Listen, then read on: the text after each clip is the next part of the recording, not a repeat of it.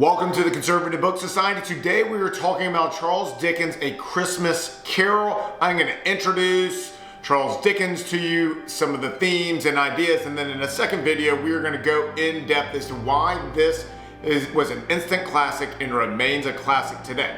I'm John Henderson with the Conservative Book Society, reviewing and recommending books from a conservative perspective. Let's get to it.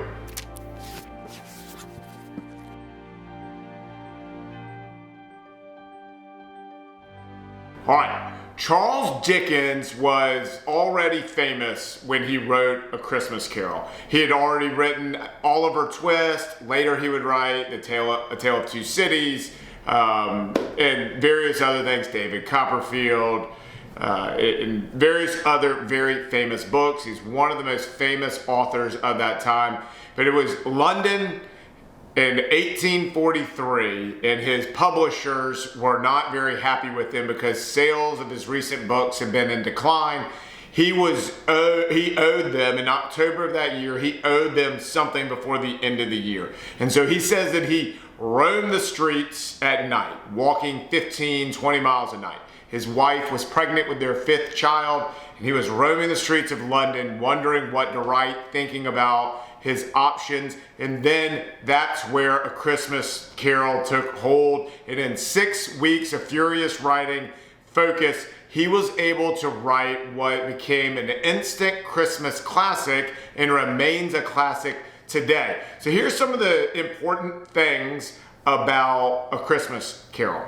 The biggest thing to know about A Christmas Carol is that Charles Dickens really wanted to shed light on what was happening to the others in London. That there were a ton of people. He did this with Oliver Twist and various other books as well. It is bringing life to people that are easily forgotten.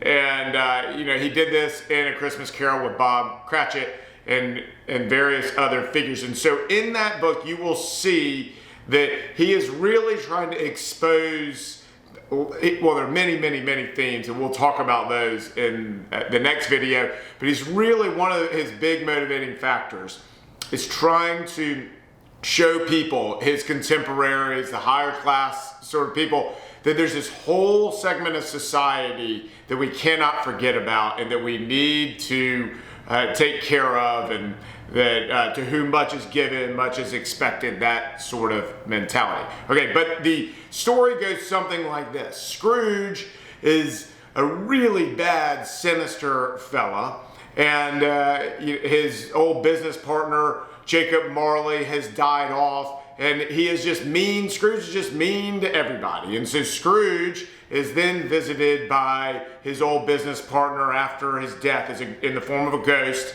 who tells him that he needs to change his ways. He's forged his chains. Marley says he forged his chains link by link in life. And so he encourages Scrooge to change, and then 3 ghosts come to visit. A ghost of the past, ghost of the present, and ghost of the future. And during that night, Scrooge is visited by these 3 characters, and over the course of that night, he has a change of heart and he becomes a good man again.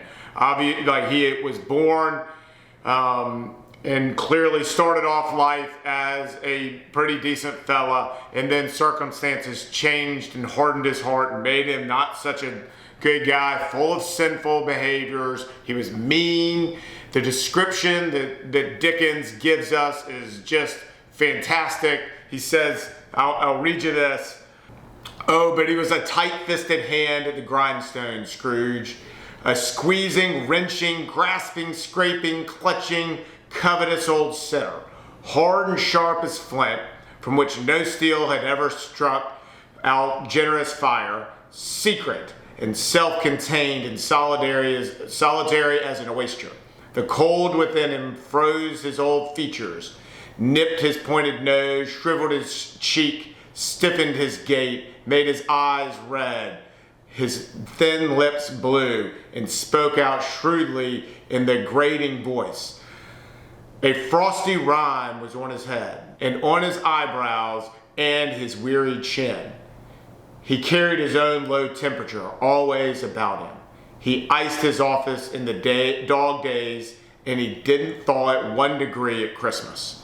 So that gives you an idea of what the Dickens character was. Anyway, it's a fantastic story. As I mentioned, we're going to do another video with some of the themes in this book. I highly encourage you to read it. It's great for adults. It's great for children, and because it contains so many wonderful values that we still cherish today. And really, it's a fun read, beautifully written, and all that. We'll talk about that in the next video. I'm John Henderson with the Conservative Book Society. Thanks for watching.